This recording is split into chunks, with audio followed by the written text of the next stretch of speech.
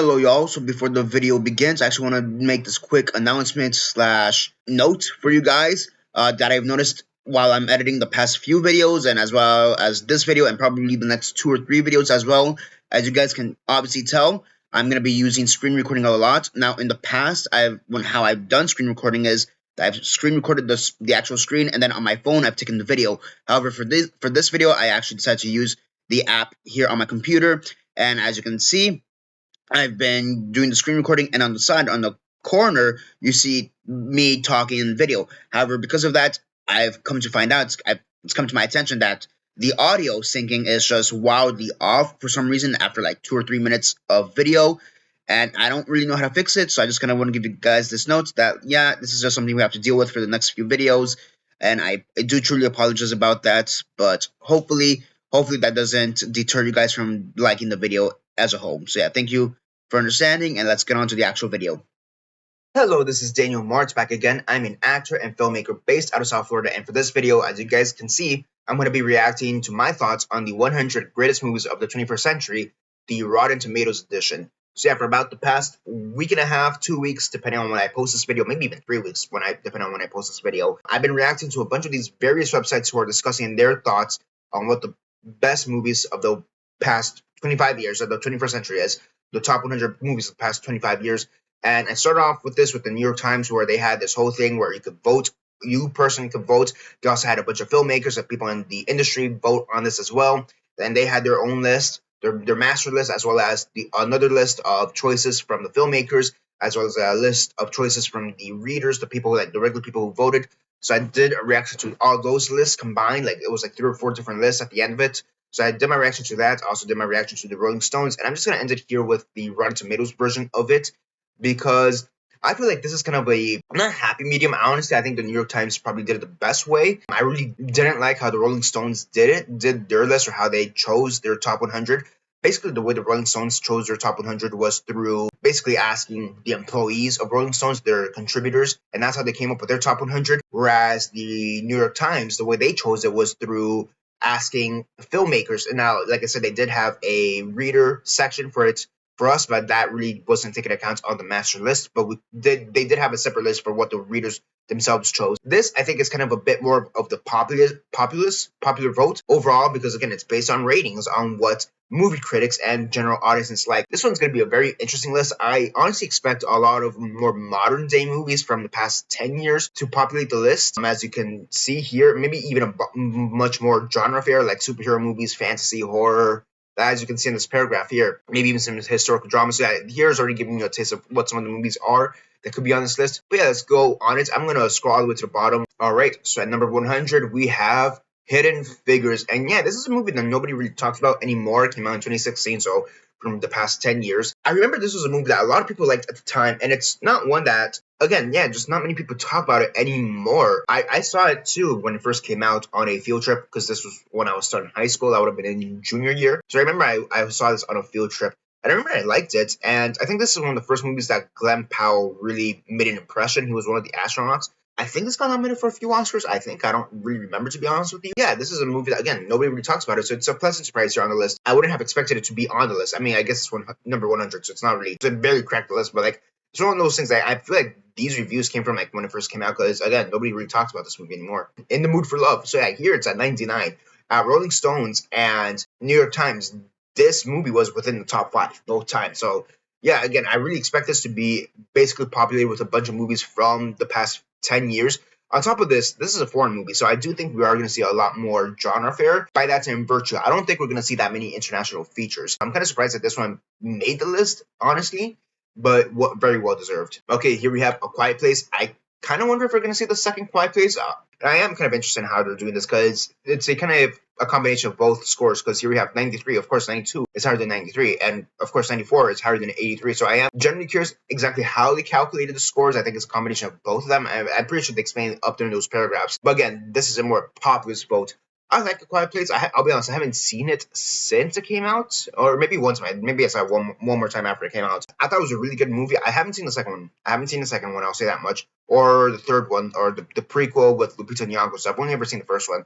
but I remember liking it a lot. It is one I feel like I need to rewatch. Next up, we have Logan, and this is one that I'm kind of surprised we didn't make the list for, at least the Rolling Stones. I almost feel like Rolling Stones would have put this on their list. But at the same time, I kind of get it because, again, it is a more genre movie. This is one that would have been an honorable mention for. Nice to see it here. I do think it is one of the better superhero movies that we've seen in the past 25 years, at which, I mean, we've gotten a bunch of movies, especially superhero-wise. But even in the past 10 years, I think it's one of the better superhero movies you've gotten. And thankfully, Deadpool and Wolverine didn't, like, retcon this stuff.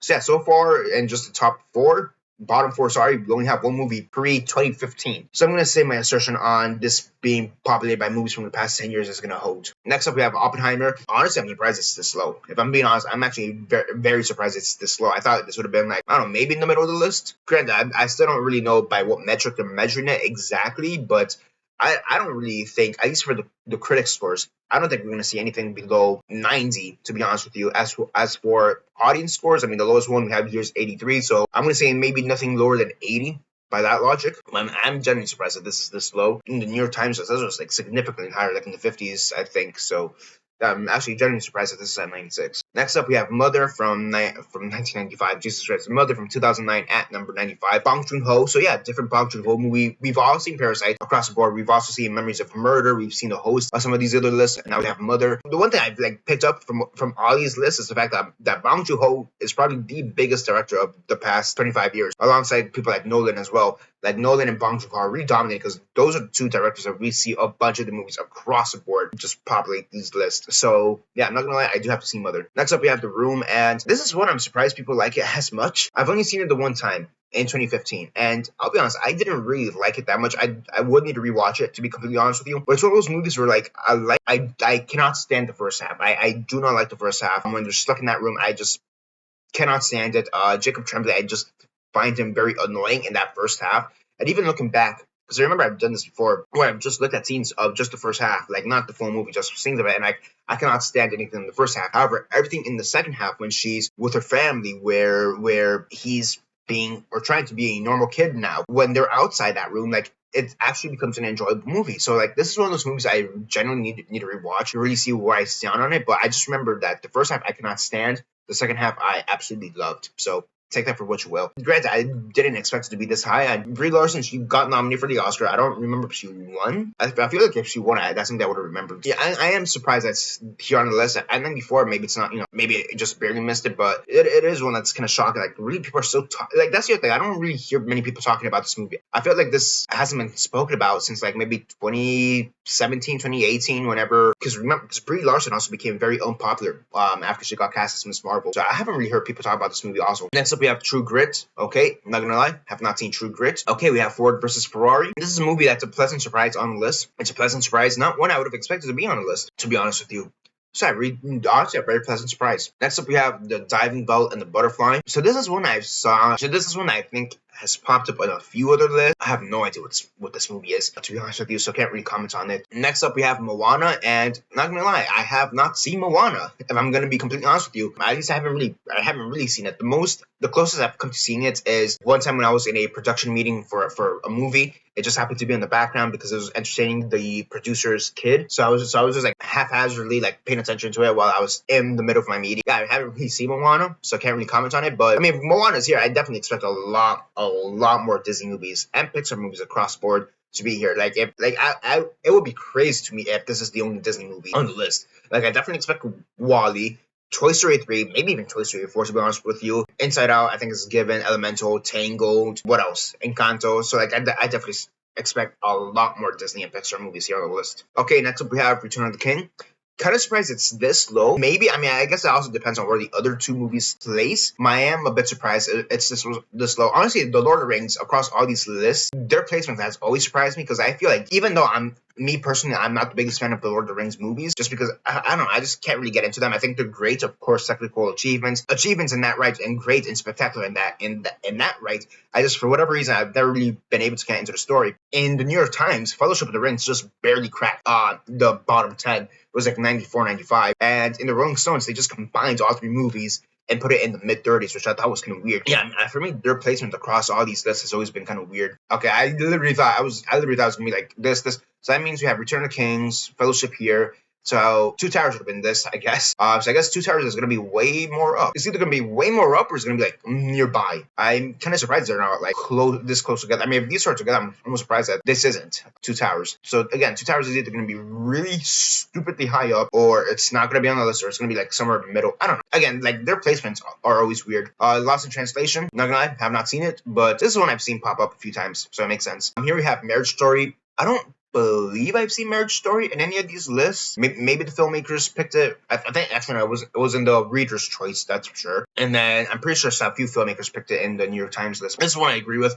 This is one that I feel like almost gets overshadowed by the one scene. If you've seen Marriage Story, you know which scene I'm talking about. So I feel like this is one I do need to rewatch. When you think Marriage Story, you just think of the one scene where and I think that's the kind of the downside for movies like this, not necessarily Marriage Story, but like just movies that are known by that one scene, that they kind of overshadow the rest of the movie, and you kind of forget how great the rest of the movie actually is. Next up, we have Boyhood, and I remember in the New York Times, this was way higher, like in the top 25. I don't remember if it placed in the Rolling Stones, to be honest with you. For me, Boyhood is just another movie. Like, again, it's a great technical achievement, especially with how it was filmed. It's just the story I just find it quaint. I mean, that's, to be honest, that's kind of what Richard Linklater's known for, like with the Before trilogy or Dazed and Confused or Everybody Wants Him. It's just these like hangout stories. And for whatever reason, I just couldn't get into it when it came to Boyhood. So for me, that's like, this is where I would place like 85, maybe in the 70s or 60s. But I remember New York Times was in like in the top 25. Next up, we have Sing Street. I haven't seen it, but I know a lot of people really like this movie. Next up, we have Black Klansman, and this is one that I definitely agree. I'm kind of surprised that this is the first time I've seen it on any of these lists. Great movie. This is one that I definitely do agree with. It's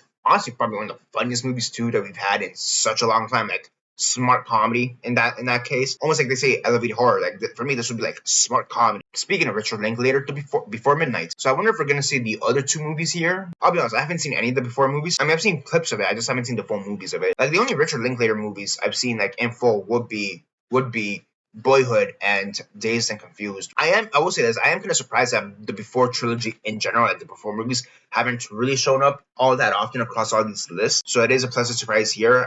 It did pop up, one of the movies did pop up in the Rolling Stones, but this was not on the New York Times. I think some of the readers and filmmakers chose, if I'm not mistaken, but by and large, these movies in general have been missing from the list, which I'm kind of surprised by. Next up, we have Sideways. All right, I haven't seen it, but cool. Alexander Payne. I wonder if The Holdovers is going to be here then. Monsieur Lazare. Don't even know what this movie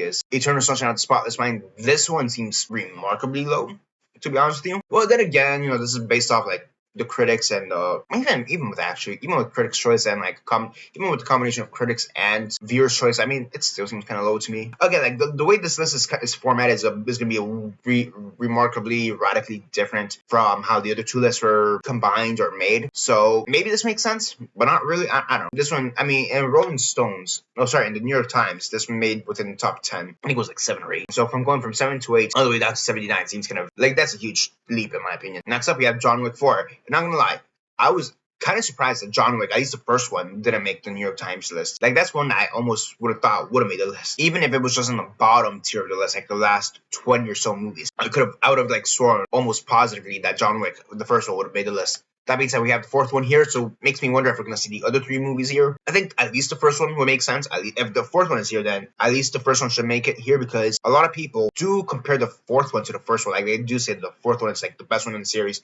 It's either that or the first one. The thing with John Wick is that it's a highly consistent film series in general. Granted, I haven't seen Ballerina, and Ballerina didn't get the best reviews. It got mostly mixed reviews, but still good. Next up, we have Startup. No idea what this is. Okay, here we have Kubo and the Two Strings, like I said with Moana. And granted, Kubo, I know, of course, it's not Disney, but I do kind of does raise a question too, like, are we going to see other animated movies? By that logic, I definitely expect How to Train Your Dragon, one of those movies, and then maybe even Shrek. And I'm trying to think, like, what else? Maybe it's Despicable Me movie randomly could be up here. Yeah, maybe Coraline, maybe, Studio Ghibli.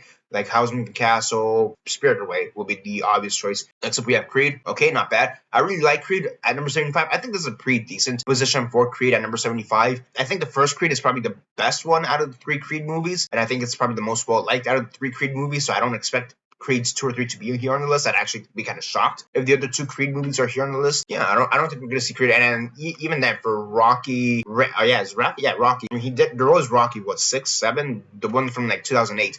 I don't think we're gonna see that movie here either. I feel like Creed for the modern day Rocky movies is probably the top of the line one here. So I don't expect to see any other Rocky movies here. Here we have Soul. That's another great one. Yeah, makes sense. Personally, I probably would have put it a little bit higher than 74, but that's just me. To be fair, I also just did watch it recently, so I do have kind of like recency bias on top of that. Here we have the Lego movie. I'm not gonna lie, I'm not the biggest fan of the Lego movie. It is a movie I've warmed up to over time, but overall, I still personally isn't like one of my favorite ones. Personally, I would put Soul over the Lego movie. I'd probably even put Moana over the Lego movie, even though I haven't seen Moana. I like I said though, I have warmed up to it over the past years. I guess the past 11 years since it's come out. And so we have Puss in Boots. So we have 3 animated movies back to back to back. Okay, yeah, that makes sense. I almost feel like if we have Puss in Boots, The Last Wish, I almost feel like we have to see Shrek. Either one or two. It has to be one of the first two. Maybe even both Shreks to be on the list. That'd be kind of ridiculous if Puss in Boots, The Last Wish is the only Shrek movie here. That would be insane if you ask me. Next up, we have A Beautiful Day in the Neighborhood. And this is this is not the documentary. This is the actual film with Tom Hanks. Okay, I haven't seen it, to be honest with you. I'm actually kind of surprised that this is on the list, especially because, at least from what I remember, I almost feel like it got mixed reviews, like mixed to positive reviews. I don't remember it being that talked up like that, like being that well liked. I'm actually like genuinely surprised it's here because I remember it getting mostly mixed reviews, like mixed to positive, and I'm genuinely surprised. And even that high up at 71. Like if this was the documentary, this would make sense. Won't You Be My Neighbor? If this was the documentary of Won't You Be My Neighbor, then this would make sense. But no, this is the biopic of it. Yeah, because I genuinely remember this getting mostly mixed reviews. Here we have Before Sunset. Makes sense. Actually, just to go back to Beautiful Day in the Neighborhood very fast, I do wonder if we're gonna see any documentaries. Like I was just saying, we have Won't You Be My Neighbor, which is what I would have expected to see here instead of A Beautiful Day in the Neighborhood. But I do wonder if we're gonna see documentaries like Grizzly Man's a big one that's been out there, or Sugar Man, or Watch with Bashir, or Bowling for Columbine, or 13th, I'm Not Your Negro, Citizen 4. Like I wonder if we're gonna see any of these documentaries here on the list, because I do feel like that's the one genre that could maybe not be seen here. I don't know why, but like I'm Not Your Negro. It's probably the one I would say. It's probably personally for me, it's probably the best documentary that we've seen in the past 25 years. I mentioned Negro 13th, or I know a lot of people like the OJ documentary. I mean, granted that's like 8 hours long, so I haven't seen it, but like maybe Watch with Bashir as a dark horse pick. Citizen 4, Navalny, especially in recent years, Navalny is one that could really pop up here. Personally, I would love to see Beyond Utopia, but Before Sunset, of course, yeah. I mean, we had the other Before movies, so I wonder if we're going to see the third one here. Next up, we have A Prophet. I haven't seen it, so can't really comment on it, but it's been on the other list, so yeah, sure, makes sense. The Artist. And yeah, this is one that I almost halfway expected to see on the New York Times list, and it just wasn't there. Granted, I also kind of understand why. It is one that has fallen out of favor and almost immediately, honestly, I would say, like since 2011. So I would say within 2 years, it's one that's been widely forgotten. So to be honest with you, I'm kind of surprised it's here on the list. And again, this high at 68, because it's definitely one that's been forgotten over time. Genuinely surprised. It is a good movie. It is a really good movie. But if you were to ask me, is it one of the best movies of the past 25 years? That's one where I would kind of hesitate, because I'm like, I'm not really sure. But granted, it's a silent film. We don't see that many silent films like at all anymore. So probably because of that, and because of the filmmaking, maybe. But like one of the best. Like I think it'd be during the bubble. I don't know if it would be enough to push it into the top 100. Next up, we have Casino Royale, and this is one that finally we see a James Bond movie, because we have not seen a James Bond movie on like almost any of these lists, which is kind of surprising. Like whether it be Casino Royale or Skyfall or Spectre or Quantum of Solace or No Time to Die. I know some of those aren't as liked as much as some of the other ones, but still, like, no James Bond movie. Like we've had 5-6 different James Bond movies in the past 25 years, and not one of them is able to crack the top 100. Like seriously, it just seems kind of wild if you ask me. So I am happy that we finally have one. I do kind of expect Skyfall to be here, to be honest with you. I think out of all the Daniel Craig movies, that's probably the best one, if you ask me personally. So, okay, Leave No Trace. This is a very interesting pick. I forget, did I see this movie? I did not see this movie. I'm confusing it with another movie. My bad. I'm confusing it with Leave No One Behind, or whatever that Joaquin Phoenix movie was from like a few years back. Still, a pretty interesting pick. The name sounds familiar. That's the thing. The name sounds familiar, so I can't really comment on it. But for a movie that I haven't really heard that many people talk about in general, I'm kind of surprised it's this high up at 66. I guess this kind of also breaks my theory that for audience scores, nothing below an 80, because this is 78. So, but that's a wild thing. 100% on critic scores, 78 on audience scores. That's kind of wild. Is this the first one that we have that's 100? Let's see, 94, 95, 96, 94, 93, 95, 96, 95, 95, 97, 99, 94, 92, 98, 97, 98, 96, 95, 97, 95, 95, 92.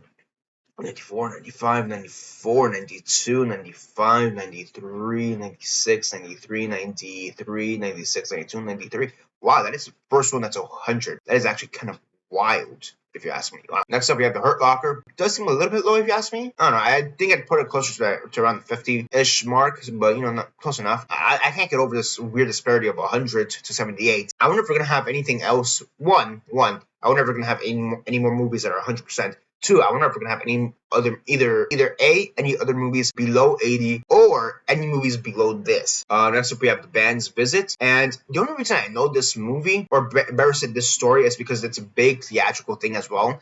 It's a big theatrical musical, so a lot of people want to do this musical or talk about doing this musical, this and that. I remember when I was at FIU, I almost did a scene from this musical. So like one of the regular acting scenes, not the singing scenes. So that's really the only reason I know this story. I haven't seen the movie though. Next up, we have The Handmaiden, and this is one that I'm genuinely surprised by how popular it is. And that's not to say that like, oh, it's a bad movie, so it shouldn't be popular. I'm not saying that at all. In fact, I've never even seen the movie. But the reason I'm like so surprised is because to a certain degree, I almost thought The Handmaiden was one of those movies that's like just stuck in South Korean culture, and it's one of those movies that didn't really break out of South Korea, like unlike Parasite, for example, or The Host, or I'm just gonna name Bong Joon-ho movies to be honest with you, but like that, it's one that I'm genuinely or Train to Busan. Let's put it there because it's not Bong Joon-ho, but that's what I mean. It's like it's one of those movies like I'm surprised that it did break out to other audiences that weren't from South Korea. Yeah, I mean, it's a pleasant surprise. It is a pleasant surprise. At 63, sure, put it there. Next up, we have Little Women, and this is one I'm actually surprised. Maybe not on Rotten Tomatoes itself, but it is one that I'm generally surprised that people do consider it one of the best movies of the past 25 years. Because I'm like, really? This is one of the best movies of the past 25 years? For me, it's not one that I would outwardly or think of at first. I think eventually I'd get there. Maybe eventually I'd get there, but it's not one that like immediately. Yeah, yes, this is one of the best movies of the past 25 years. Next up, we have Iron Man, and this is one that I was surprised wasn't on the New York Times list because the only MCU movie they had was Black Panther. It's one of those things I was kind of surprised they didn't have Iron Man or Avengers Endgame at least. Like one of those three movies would have made more sense than Black Panther for me personally. Now, granted, I do know a lot of people really do like Black Panther. For me, I was kind of indifferent towards Black Panther. I thought it was an alright movie at best. So I am very happy to see Iron Man here. At 61, it does seem a little bit low if you ask me for the movie that basically kickstarted the whole superhero genre in the 21st century. But hey, what you gonna do? So speaking of Endgame, okay, makes sense. Iron Man to Endgame. Okay, cool, great. I do expect Black Panther. After that, any other MCU movies? Maybe Civil War, maybe Winter Soldier, and maybe Infinity War, or the first Avengers movie as well. Okay, Whiplash. Not gonna lie, Whiplash is a movie I do need to rewatch, so I can't really give my full comment on it. I do expect it to be here. It makes sense that it's here. Okay, The Farewell. I remember this is one of those movies that people liked a lot, but it's not one that's been talked about in recent years. It's one that I've never heard anybody talk about after like 2019, 2020 when it first came out. So I'm genuinely surprised it's here on the list. And this high up at number 58. That is genuinely surprising, if you ask me. Okay, No Way Home. Sure, why not? Yeah, I think of those three Spider-Man movies, really only the second Spider-Man movie is the one with real issues writing wise. Yeah, I mean, sure. I guess to be honest with you, this is not one I would have put personally, so it's kind of throwing me off, especially because it's higher than Endgame and Iron Man. I think that's the thing that's really throwing me off here. Okay, here we have The King's Speech. I'm just gonna say, if The King's Speech is here, then The Social Network should be on this list 100%, because The King's Speech beat The Social Network for Best Picture at the Oscars. I think, and this is something that a lot of people believe, that it really should have been The Social Network that should have won, not The King's Speech.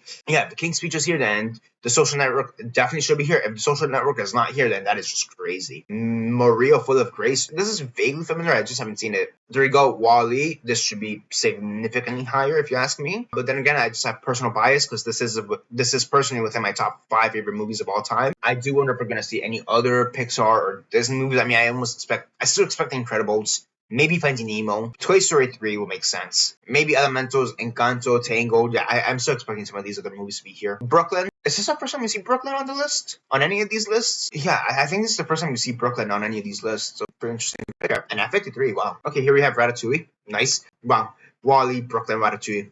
Pretty funny for me. At number 52, however, I mean, again, personally, I prefer Wall-E. It is my favorite Pixar movie, and again, it's within my top 5. Personally, I would have Wall-E over Ratatouille, but hey, the fact that Ratatouille is getting love, because I do feel like Ratatouille sometimes is overshadowed by movies like Wall-E, The Incredibles, Finding Nemo. I mean, I feel like even Cars to a certain extent, I feel people talk about Cars even more than Ratatouille sometimes.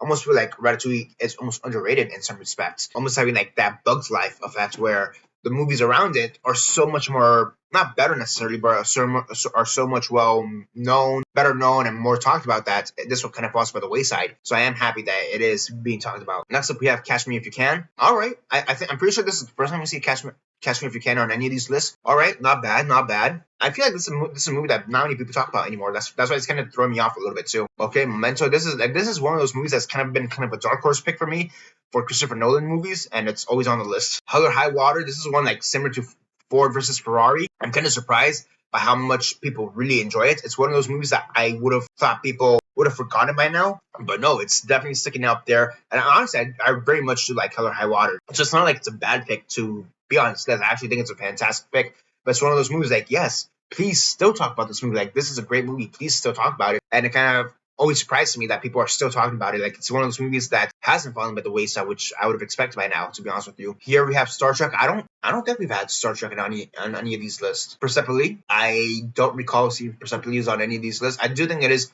well deserved. At number 47, I'm not sure if it should be that high, to be honest with you, but it is one that's very well deserved. Next up, we have Lady Bird, and this is one that's similar to Little Women. It's like, really, this is considered one of the best movies of the past 25 years. Like, it's a good movie. Don't get me wrong, it is a good movie, but like, for me personally, I wouldn't have thought to put it on a list like this. But again, that's just me personally. Next up, we have Hunting for the Wilder People. All right, I think a few filmmakers for the New York Times chose this movie, picked this movie, if I'm not mistaken. So it's one I need to see, so I can't really comment on it. But maybe at 45 it seems a bit high, but again, haven't seen it, so can't really comment on it. Next up, we have Pan's Labyrinth, and this is one that I would personally put a little bit higher, maybe in the 30s. Sure, why not? Makes sense. It is one I need to rewatch, to be honest with you. I haven't seen this in a few years, so I do want to rewatch it eventually, maybe soon. I definitely enjoy the fact that it's on the list. Next up, we have 12 Years a Slave. Another one that I think should be higher, if you ask me. I enjoy the fact that it's on the list. Yeah, it is one that I need to rewatch. Next up, we have, wow, 8th grade. 8th grade is this high at number 42. Holy crap. It's a great movie. It's a great movie, and I have seen it on a few lists. Don't get me wrong, I have seen it on a few lists. But like, for me, it's one of those that would be more in the bottom 30, so like 70 down. That's where I would maybe place 8th grade if I was going to consider it. So for it to be at number 42, it's just amazing. It has a 99% audience. Oh, I just realized that. It has more liking than 12 Years a Slave and Pan's Labyrinth. What? Lady Bird has 99 too? What? Wow, how did I just miss that? Nice. All right. Go girls, I guess. Okay, here we have Monsters, Inc. Nice. 8th grade apparently has a higher score than Monsters, Inc. Wow. No, that's kind of wild. The fact that it's almost 100. Same thing with Lady Bird. I'm pretty sure this is the first time we see Monsters, Inc. on any of these lists. Because usually for Pixar, we get Wall-E. I think that's the best one that we've seen across the board. And after that, not really much. Incredibles occasionally here, Finding Nemo occasionally there, but I'm pretty sure this is the first time we see Monsters, Inc. Okay, yeah, here we have The Social Network. I remember in the New York Times, this was actually number 10, like straight up within the top 10 as number 10. So for it to be here at number 40, for me personally, I think it's a bit low, but I do like the fact that that's on the list, and that's higher than The King's Speech. I do generally think that The Social Network is probably the most definitive movie of the past 25 years in terms of what it's talking about and its exploration of the themes of both isolation and technology, especially with the fact that Facebook and what it's become in recent years. Definitely think it should be higher, but again, the way they're ranking this is a little bit off, but it's still better than The King's Speech, so I'll give it that much. Once. Wow, okay. I do not hear people talk about Once, like, at all. Unless they're talking about the musical, because this is also a musical, like, stage musical. I really don't hear anybody talking about Once. Falling Slowly is probably the best well-known song from this movie / musical. You know, Falling Slowly. It's honestly a great song. It's a very beautiful song. I haven't seen the movie. I'll be honest. I haven't seen the movie, but I've listened to the soundtrack, probably the music production, not the actual movie itself, but the musical production of it. And it's very great. It's a very great movie. Very great musical. I mean, what am I saying? Very great musical. Again, I haven't seen the movie, but I do want to watch it. I do want to watch the movie. I am surprised it's this high at 39 because I have not seen this movie in any of the lists. So I'm like very much surprised that's this high up on the list. Okay, here you have Spider-Verse Across Spider-Verse. I wonder if we're going to see the other Spider-Man movie, the Beyond the Spider-Verse, right? Was it? And this is this is actually the second one, right? So yeah, I do wonder if we're going to see Beyond the Spider-Verse then. Actually, I do wonder if we're going to see any other Spider-Man movies. I mean, I know we have No Way Home. Are we going to see like any other Tobey Maguire movies? Maybe Spider-Man 2. I think Spider-Man 2 is the only other one I'll generally pick. Okay, Harry Potter, Deathly Hallows Part 2. If we're going to put any Harry Potter movie, it's going to be this movie. And honestly, not gonna lie, I do very much enjoy the fact that it's here at number 37. So yeah, that's a great pick. I really do not expect any other Harry Potter movie to be on this list. I'd actually be surprised if I see any other Harry Potter. Maybe, trying to think, if maybe Philosopher's Stone, Sorcerer's Stone, maybe that one. But even that, I don't think. Yeah, I don't think we're gonna see any other Harry Potter movie. I think for the Harry Potter pick, this is it, and we should just enjoy the fact that it got here at number 37. Next up, we have The Pianist. This is one that I'm kind of surprised I haven't seen more, to be honest with you, across all these lists. I'm genuinely surprised I haven't seen more of it, especially because Adrian Brody just won the Oscar for The Brutalist.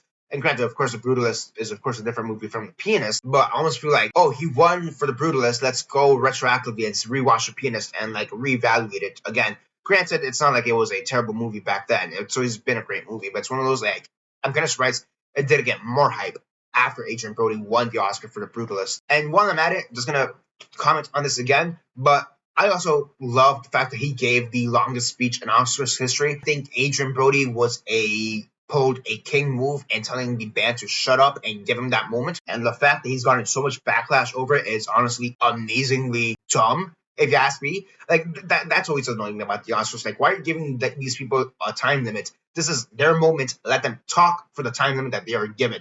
For the time that they are given. This for some of these people, this is their only time to talk. So let them talk. I always found the fact that the band plays them off after like 2 seconds extremely disrespectful. So I really, really love the fact that Adrian Brody essentially told them to shut up and let him have that moment. Damn, Your Name at number 35. I don't think I've seen Your Name in any of these lists. Not that I remember. Usually the only anime picks we have is Spirited Away. It's like Studio Ghibli stuff. It's Spirited Away, Howl's Moving Castle, and that's usually it. Like Ponyo, I've seen it once. So Your Name here on the list is that's a great pick. Really great pick. Next up, we have The Big Sick. This is one I really haven't seen that many people talk about ever since it first came out. But yeah, sure. I'm not sure if I would put it at number 34, but yeah, you know what? Sure, it's a good movie. Next up, we have Mad Max Fury Road. I've already discussed my thoughts on Mad Max several times. I think it's just highly overrated, and that's basically it. I like the fact that's at number 33 because at least it's not within the top 25, which is where I've seen every other list put it, so I'll give it that. But like personally for me, I would honestly have it in the bottom 25 if you ask me personally. I just find it to be super, super overrated. Next up, we have The Dark Knight, a way better action movie than Fury Road. Yeah, I do feel like maybe even at 32, I do feel that's a bit low. I would have put this at the top 25. I don't think we're going to see any other Nolan movies, however, now that I think about it, because we have this, Oppenheimer, and Memento, so I don't really expect to see any other Nolan movies. It would be kind of weird if we have another Nolan movie. Okay, we have Dead Reckoning Part 1. I wonder if we're gonna see any other Mission Impossible movies. Maybe Ghost Protocol. Is that the one he did the Burj Khalifa from? Was that Ghost Protocol? Or maybe the last one too. Maybe Final Reckoning. I don't know. I'll be honest. I haven't seen all of the Mission Impossible movies. So I can't really comment on it. So that's why I'm a little bit lost on it. I almost hesitate to say, or sorry, I'm almost inclined to say that this is probably going to be the only Mission Impossible movie that we see on the list. Actually, have you seen any other Tom Cruise movies on the list? I know a lot of people like War of the Worlds. That's what I found out through this list. Like people really love War of the Worlds and call it one of the best movies of the past 25 years. So there's that. I'm trying to see what other Tom Cruise movies, like Oblivion's not going to make. Oh, Edge of Tomorrow. Edge of Tomorrow, that's another one that should be up here. Portrait of a Lady on Fire. This is one that just continuously surprises me. Just like the New York Times list, I'm kind of surprised that it is on this list. Not because it's a bad movie. I actually think it's a fantastic movie. But like, I'm just surprised that people love it this much. For me, it's one of those movies that I would have thought people would have forgotten it by now.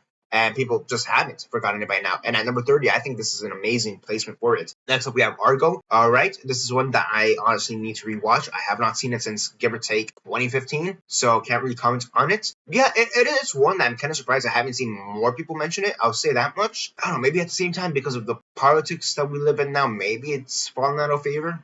Maybe I don't know. I'd have to rewatch it. Okay, next up, Crouching Tiger, Hidden Dragon at number 28. Yeah, I mean, I personally would have put it in the top 25, but 25 to 28 is not that big of a difference. So I think this made it within the top 15 at the New York Times. Next up, we have Get Out, and I don't know, similar to Fury Road, similar to Boyhood. It's just a movie that I think is just highly overrated. Personally, for me, I think Get Out is just a good movie. I think it's just a good movie. I don't expect to see any other Jordan Peele movies here. I don't expect to see Us or Nope on the list. I'd actually be surprised if we see any of those two movies here on the list in the next 26 places. I'd be shocked if we see them on the list. So therefore, yeah, Get Out is probably the only movie we see here from Jordan Peele. But I think it's a good movie, and that's really it. I guess I'm happy that's not within the top 10 or top 15 like it was in the New York Times. I mean, again, personally, I would put this in the bottom 25. Short Term 12, Jesus Christ. This is one I've never heard anybody talk about. I remember this was big when it first came out, and I have not heard anybody talk about it since at all. Like, at all. And I don't not remember seeing this on any of the lists. So this is a wild pick. Holy crap. Okay. Okay, now we have The Wild Robots. Probably one of the better movies of last year. My one issue with this movie is kind of the pacing, in the sense that it seems kind of episodic. Like, I feel like The Wild Robots would have done a lot better, or would have been better as a miniseries, maybe, as a probably like a 5 or 6 episode miniseries where every single episode is a half hour, 20 to 30 minutes. I feel that would have been better. I just thought the pacing for The Wild Robots was a little bit too, I don't know, obvious. Like, I almost feel like, oh, if this was a TV series, this is where episode 1 would end. This is where episode 2 would end. Where episode 3, 4, 5, 6, whatever, would end. So that's really my one problem with The Wild Robots. Overall, I still thought it was a great movie. I'm not sure if I will have it here in the top 25, personally, but yeah, respect. Okay, here we have The Holdovers in the top 25. Great selection. That really came out 2 years ago. But yeah, I mean, if we had Sideways, so it would make sense to have The Holdovers eventually. Okay, so here's where we have The Two Towers. So, again, I'm not the biggest fan of the Lord of the Rings movies, but if you're going to put, first time, I probably would have gone Fellowship. That's just for starters. Yeah, again, I'm just surprised by the reception to the Lord of the Rings across all these lists, because by and large, they are considered some of the best movies of the past 25 years. I believe it was the third movie that basically swept the Oscars with every single thing it got nominated for. So it's with all that, I'm kind of surprised by like how little they've placed on any of these lists, or just how oddly placed they've been on the list. Like, honestly, this is where I would have The Lord of the Rings within the top 25. Next up, we have Paddington 2, and yeah, sure, why not? Not gonna lie, low-key do need to rewatch it. Do need to rewatch Paddington 1 as well, and I haven't seen Paddington 3, so there's that too. At number 22, it does seem a little bit silly, but screw it, it's Paddington, can't really go wrong with it. Next, let the right one in, and this is one that I'm like genuinely surprised that so many people like it. Because it's one that because it's a horror movie, I almost feel like it has that much more of a battle on top of these lists. So I'm genuinely surprised by like how much people really like it. And here, basically top 20, 2021, whatever. Like, it's this for me. This is a great placement. Like, I think this is a fantastic placement for it here on the list. Next up, we have Knives Out. I think this movie is stupidly overrated. Like, stupidly overrated. I actually preferred Knives Out 2 to this. I actually think that this movie Knives Out is actually very poorly written. And I know it's a hot take, but I just find it to be so poorly written. And the other thing with it is just that I'm not the biggest fan of Ana de Armas. On top of that, like, there's a lot. And Ray Johnson, I also don't think he's that good of a director. Part of it also has to do with the Star Wars thing of it all, too. If I'm being honest with you, get over what he did with Star Wars, so there's that, too. But, like, for me, there's just a lot of stuff working against this movie for me personally that I wouldn't even consider this on the list. I would not have that on the list. Maybe the second one. I would maybe have the second one on the list, but like in the bottom 20. But I would not have the first one here anywhere on the list. Next up, we have Shoplifters, and similar to The Handmaiden, this is one that I'm kind of surprised by how big it actually is outside of South Korea. But yeah, it's one that I'm kind of surprised by, like, how much it has broken out of Japan, to be honest with you, because a lot of people do mention it and say that, yeah, this is a fantastic movie, and I'm like, really? Granted, I have not seen this movie either, but it's like, really, people like it this much, and people actually know it outside of its country of origin? I'm genuinely shocked. I'm not gonna lie, I'm genuinely shocked. Yeah, here at number 19, I do think it's a kind of a wild pick, kind of a wild choice, but again, I can't really comment on it that much because I haven't seen the movie. Toy Story 4. Not okay, so either Toy Story 3 is gonna be within like the top 10, or Toy Story 3 is not on the list, because this is weird.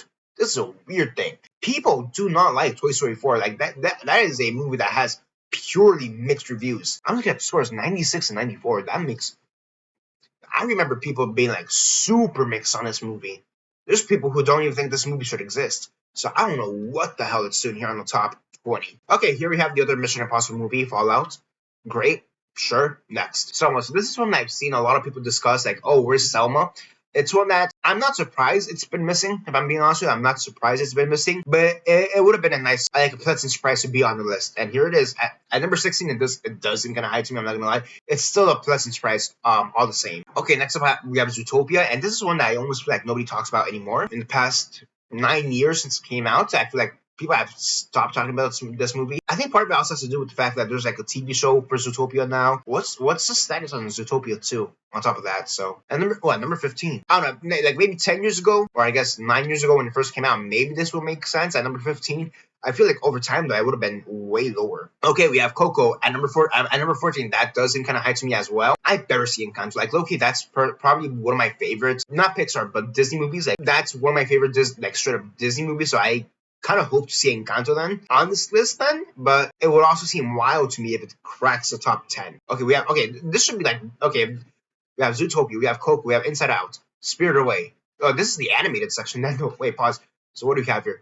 Okay, I'm gonna stop there. So we have from Zootopia, Coco, Inside Out, Spirited Away, and Into the Spider-Verse. Okay, cool. So in this case, we have 2 anime movies with Your Name and Spirited Away. I'm not expecting House Moving Castle then, so that's great. I mean, that's sad, but like Spirited Away is probably the Studio Ghibli movie. You know what I mean? That being said, I don't expect any other anime movie to be on the list.